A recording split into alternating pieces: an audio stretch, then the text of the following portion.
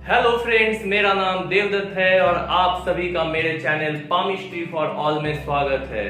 दोस्तों, आज का टॉपिक शुरू करेंगे उससे पहले हमेशा की तरह दो बातें। अगर आप चैनल पर नए हैं तो चैनल को प्लीज सब्सक्राइब कीजिए, बेल आइकॉन प्रेस करके ऑल नोटिफिकेशन ऑन कीजिए। इससे मेरे द्वारा डाले गए सारे वीडियोस आपको तुरंत मिल जाएगी। अगर वीडियो अच्छा लगे तो वीडियो को लाइक जरूर कीजिए और बहुत अच्छा लगे तो वीडियो को प्लीज शेयर भी कीजिए। तो चलिए दोस्तों, शुरू करते हैं आज का टॉपिक। दोस्तों, खूनी या दरिंदा उसे कहते हैं जो भावावेश में आकर परिस्थितिवश या फिर आवेग में या फिर अपने पेशेवर रूप से किसी दूसरे की जान ले सकता है। कारण कुछ भी हो दोस्तों, पर हमारे इर्द गिर्द ऐसे बहुत सारे लोग रहते हैं या फिर ऐसे बहुत सारे लोग हैं जिसके साथ हम अपनी जिंदगी बिताते हैं, उस पर भरोसा करते हैं और फिर बहुत सारे कार्य उनके भरोसे करते हैं या फिर उन्हें सौंपते हैं, उनके साथ हम रहते हैं, पर हमें ये नहीं पता रहता कि आखिर उनका जो बिहेव एक्चुअल में भविष्य में हो सकता है वो कैसा होगा। दोस्तों, ये संभव है कि वो देखने में या उनका बिहेव वर्तमान में बहुत ही साधारण किस्म का हो, लेकिन उसमें एक आपराधिक प्रवृत्ति छुपी हुई हो। जहां तक हाथों की बनावट का सवाल है तो फिर हाथों की अलग अलग बनावट हथियारों की अलग अलग श्रेणियां तय करती है। जैसे कि प्रारंभिक हाथों वाला व्यक्ति अगर किसी की हत्या करता है तो उसके हत्या करने का कारण बस उसका पेशा होगा या फिर हत्या करके वो खुश होता है, वो इस तरह का व्यक्ति होता है। बहुत सारे हाथों की बनावट ऐसी होती है जिसमें असाधारण रेखाएं होती है। ऐसे व्यक्ति परिस्थितिवश हत्या कर देता है या फिर उसके पीछे कुछ और कारण हो सकता है। जो भी हो दोस्तों, ऐसे व्यक्तियों से बचे रहना हमारे लिए बहुत जरूरी होता है। जैसे संतों की पहचान बचपन में ही हो जाती है कि आगे जाके ये एक बहुत सज्जन व्यक्ति बनेगा, उसी तरह खूनी दरिंदे जो भविष्य में ऐसे कार्य कर सकते हैं उनकी पहचान भी बचपन से ही हो जाती है कि वो भविष्य में कुछ खतरनाक कार्य कर सकता है। दोस्तों, अगर इच्छा शक्ति मजबूत होती है तो व्यक्ति अपने क्रोध पे काबू रख सकता है, लेकिन अगर इच्छा शक्ति कमजोर होती है तो फिर वे अपने आवेश में काबू नहीं रख पाते और ऐसे जघन्य कार्य कर बैठते हैं। हो सकता है कि ये कार्य करने के बाद उन्हें बहुत पछतावा होता हो, लेकिन भविष्य में जब तक वह पछताते हैं तब तक बहुत देर हो चुकी होती है। दोस्तों, जहां तक हाथों की बनावट का सवाल है तो हत्यारे को 3 श्रेणियों में बांटा जाता है। तो चलिए दोस्तों, जानते हैं कि ये कौन सी 3 श्रेणियां हैं जो हमारे हाथों की बनावट उसे भविष्य में हत्यारा साबित करता है। पहले श्रेणी के हत्यारे उसे कहा जाता है जो पेशेवर होते हैं, अपना खूंखार रूप और चरित्र व स्वतः ही दिखा देते हैं। ये क्रोध के आवेश में दुश्मनी के कारण या बदले की भावना से हथियार उठा लेते हैं। इसमें परिस्थितिवश बने हत्यारे अधिक होते हैं जिन्हें किसी खास व्यक्ति को मारने का कीड़ा कुरेदता रहता है। पहले प्रकार के हत्यारे की श्रेणी एकदम सामान्य श्रेणी है और कोई भी स्त्री या पुरुष उस वक्त क्रूर और हत्यातुल्य घृणित कार्य कर बैठता है जब वैसी परिस्थिति उसके सामने आ जाती है। ऐसे लोग सामान्य दशा में बहुत ही विनम्र, दयालु और अच्छे स्वभाव के होते हैं, पर कोई ऐसी परिस्थिति उनके अंदर के जानवर को हिंसक रूप से उकसा देती है और लालच होकर उसे अपने हित की रक्षा के लिए शत्रु की जान लेनी पड़ती है। ऐसे हाथ में हत्यारे होने के कुछ विशेष चिन्ह नहीं होते, सिवाय इसके कि वे अपने क्रोध को दबाने में असफल रहते हैं। उनकी इच्छा शक्ति यानी कि अंगूठे का प्रथम पोर काफी कमजोर होता है और फिर उसमें क्रूर आवेश के कुछ और भी संकेत विद्यमान होते हैं। जैसे अंगूठा काफी छोटा होता है, यह उठा हुआ होता है और दोनों मंगल पर्वत काफी उभरे हुए होते हैं। अक्सर प्रारंभिक हाथों में ऐसी बनावट मिल जाती है हमें दोस्तों। मस्तिष्क रेखा बहुत ही छोटी होगी, मोटी होगी, बहुत ही गहरी होगी और बहुत ही लाल होगी। इनके नाखून भी बहुत ही छोटे मोटे और लाल रंग के होते हैं। किसी भी हथेली में टूटे फूटे नाखून होते हैं और बहुत ही छोटे मोटे होते हैं। ऐसे व्यक्ति का हाथ बहुत ही मजबूत और कठोर किस्म का होता है और बहुत ही खुश्क त्वचा होता है, जो कि आपको छूने से ही पता चल जाएगी। अंगूठा एक तो पंजे में काफी नीचे धंसा हुआ होता है और अन्य अंगुलियों की अपेक्षा अंगूठा बहुत छोटा होता है। अगर नाखून वाला पर्व यानी कि पहला पर्व बहुत ही चपटा हो, गोल हो, गांठदार हो, तो इसे कुटिल अंगूठा कहा जाता है। ऐसा अंगूठा बहुत ही छोटा, वर्गाकार नाखून वाला, चौड़ा और गोलाई अधिक लिए हुए रहता है। ऐसे अंगूठे वालों का शुक्र पर्वत अगर अन्य पर्वतों की अपेक्षा काफी मजबूत हो और बहुत ही उठा हुआ हो, उभरा हुआ हो, तो इसमें काम वासना की आवेग ज्यादा होती है। अक्सर वासना की पूर्ति के बाद अपना रहस्य खुल जाने के डर से भी वे विपरीत योनि के जातक की हत्या कर डालते हैं।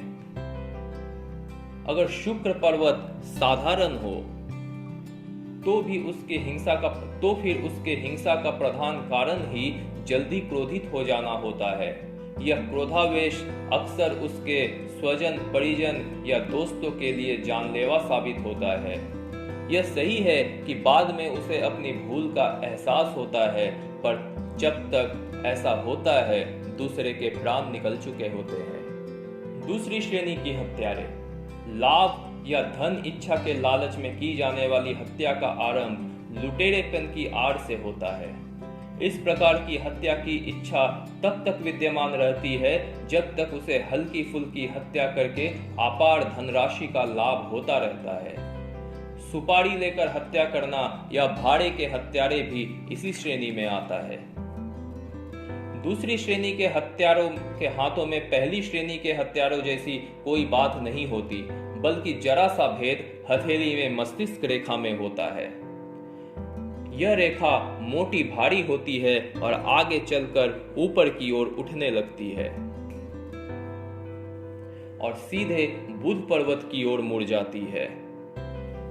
या फिर कभी कभी दाहिने हाथ में मस्तिष्क रेखा सीधे ही हृदय रेखा में विलीन हो जाती है, यानी आगे चलकर मस्तिष्क रेखा हृदय रेखा का स्थान ले लेती है। इस तरीके से इस प्रकार के हाथों की बनावट बहुत ही कठोर होती है। अंगूठा भी अधिक बड़ा नहीं होता, जबकि अंगूठा बहुत ज्यादा छोटा भी नहीं होता। इसे मोटा पर लंबा कहा जा सकता है। अंगूठा हरदम मुट्ठी के अंदर की ओर छुपा हुआ होता है। हाथ की संपूर्ण बनावट एक षड्यंत्रकारी की तरह लगती है, जिसके पास ताकत तो बहुत है पर सद्बुद्धि का अभाव है। ऐसे हाथों वाले लोगों को हमेशा गंदी भाषा का प्रयोग करना आता है और जन्म से भी वे अधिक खुशहाल नहीं होते, या फिर ऐसे तबके से आते हैं जहां पैसे के लिए कोई भी घटिया कार्य करना अपराध नहीं माना जाता। तीसरी श्रेणी के हत्यारे बिल्कुल ही क्रूर और खूनी दरिंदा, जिसे हृदयहीन और क्रूरता की मिसाल कहना चाहिए। उसकी हिंसक प्यास तभी शांत होती है जब वह अपने हाथों से खून बहाते हुए लाश पर हंसता है। ऐसे लोग हत्या किसी लालच या आवेश में वशीभूत होकर नहीं करते, बल्कि एक दिमागी फितूर के कारण करते रहते हैं। कई बार वे अपने शिकार के साथ दोस्ती का व्यवहार करते हैं। इसमें उस प्रकार के हत्यारे भी गिने जा सकते हैं जो जहर देकर दूसरों को मारने में माहिर होते हैं। बाहर से बेशक वे पापी नजर नहीं आते, उन्हें हत्या करते समय कोई खतरा या दंड नजर नहीं आता, बल्कि उनका क्रूर अट्टहास तब देखने लायक होता है जब वे अपने हाथों से किसी का वध करते हैं। बूचर खाने के कसाई को भी इस श्रेणी में रखा जा सकता है, या फिर इस प्रकार के हत्यारे एक आध हत्या करके नहीं, बल्कि सैकड़ों निर्दोष लोगों की जान लेकर भी शांत नहीं बैठते। तीसरी श्रेणी के लोगों के हाथों की बनावट अद्भुत होती है। रहस्यमय गतिविधियों वाले इस प्रकार के व्यक्ति देखने में सामान्य नजर आते हैं। ये व्यक्ति पढ़े लिखे और व्यापार में कुशल भी होते हैं। कुल मिलाकर उनकी एक भद्र व्यक्ति की छवि समाज में होती है। तीसरी श्रेणी के हाथों में अपराधजन्य चिन्हों की बहुतायत नहीं होती, बल्कि यह भी कहा जा सकता है कि अपराध या हत्या जैसे जघन्य अपराध से उनका व्यक्तित्व बिल्कुल अलग होता है। पर इन हाथों की कुछ विशेष बनावट यह जरूर साबित करती है कि कुछ अजीबोगरीब हरकत ऐसा इंसान कर सकता है। हाथ पतले, कठोर, लंबे और अंगुलियां आगे से हाथ के अंदर की ओर झुकी हुई होती है। दोस्तों, अमूमन आप देखेंगे कि अपने हाथ को अगर आप सीधा रखेंगे तो आपको पता चलेगा कि अंगुलियां पीछे की ओर मुड़ी हुई है, लेकिन ऐसे लोगों की अंगुलियां हथेली की तरफ झुकी हुई रहती है। अंगूठा काफी लंबा होता है और दोनों पर्व अच्छे विकसित होते हैं। और यह दोनों पर्व अच्छे विकसित होकर यह सिद्ध करते हैं कि ऐसे हाथ में योजना बनाने और उसे कार्यान्वित करने की अद्भुत क्षमता होती है। इन हाथों के कुछ गुण प्रथम श्रेणी के हाथों से मिलते जुलते हैं। इस प्रकार के हाथों में मस्तिष्क रेखा सामान्य क्षेत्र से विकसित होकर ये हमारे हाथों में हृदय रेखा होती है, ये जीवन रेखा होती है। इस प्रकार के हाथों में मस्तिष्क रेखा सामान्य क्षेत्र तक तो विकसित रहेगी, या फिर कुछ श्रेणी में ऐसा नहीं भी होता है, लेकिन यह जरूरी है कि मस्तिष्क रेखा हृदय रेखा के पास होकर निकलती है और हृदय रेखा की तरफ इसका मार्ग कुछ अधिक संकुचित होता है। बल्कि हृदय रेखा और मस्तिष्क रेखा में जहां एक आयताकार फासला होना चाहिए, नॉर्मली मस्तिष्क रेखा नीचे और हृदय रेखा ऊपर होती है और इन दोनों के बीच का फासला थोड़ा ज्यादा होता है। लेकिन ऐसे हाथों में यह फासला एक पतला फुटपाथ जैसा होगा। शुक्र पर्वत या तो अधिक विकसित होगा या फिर पूरी तरह से गायब होगा। अगर शुक्र या चंद्र पर्वत हाथ में दबा हुआ हो तो अपराधी मात्र अपराध का बदला लेने के लिए अपराध करते हैं, जबकि शुक्र पर्वत अधिक विकसित या असाधारण फैलाव या फिर उभार वाला हो तो ऐसा व्यक्ति अपनी वासना की भूख की शांति के लिए अपराध करेगा, चाहे वह परिस्थितिवश सेक्स की भूख हो या पेट की भूख हो। कुल मिलाकर वहशीपन और आवेश के कारण ऐसे लोग अपराध कर बैठते हैं बिना किसी योजना के। पर पहला अपराध ऐसे लोगों को इस प्रकार अपने वश में कर लेता है कि बाद में वे अपराधों की एक श्रृंखला ही बना देते हैं। सुनियोजित षड्यंत्र बिना किसी हिंसा और गिरफ्त में आए तथा पुलिस या कानून की पकड़ से दूर रहकर अपराध करना ऐसे लोगों का बायां हाथ का खेल है।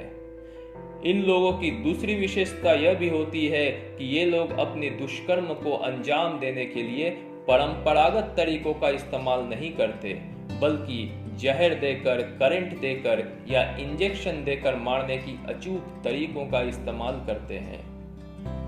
अपने शिकार को वे या तो उसी की गाड़ी में बम लगाकर या दुर्घटना करके मारने में सफल होते हैं। इस श्रेणी के हत्यारे आधुनिक महानगरों में एक सभ्य नागरिक की भांति पुलिस या कानून की पकड़ से दूर जीवन बिता रहे हैं। तो दोस्तों, ये थी हमारे हाथों में कुछ ऐसी बनावट, कुछ ऐसी रेखाएं जो ये साबित करती है कि भविष्य में यह व्यक्ति कोई भी दरिंदा या हत्यारा या फिर खूंखार प्रवृत्ति का कोई आपराधिक व्यक्ति बन सकता है। दोस्तों, इस वीडियो को बनाने का मकसद बस इतना ही था कि आप अपनी खुशहाल जिंदगी में कुछ ऐसे कार्य ना कर बैठे या कुछ ऐसे लोगों के साथ घनिष्ठता ना बना ले जो कि भविष्य में आपकी जिंदगी को बर्बाद कर सकते हैं। दोस्तों, आज की वीडियो में बस इतना ही। आप बहुत अच्छे से रहिए, अपना बहुत ख्याल रखिए। Thank you.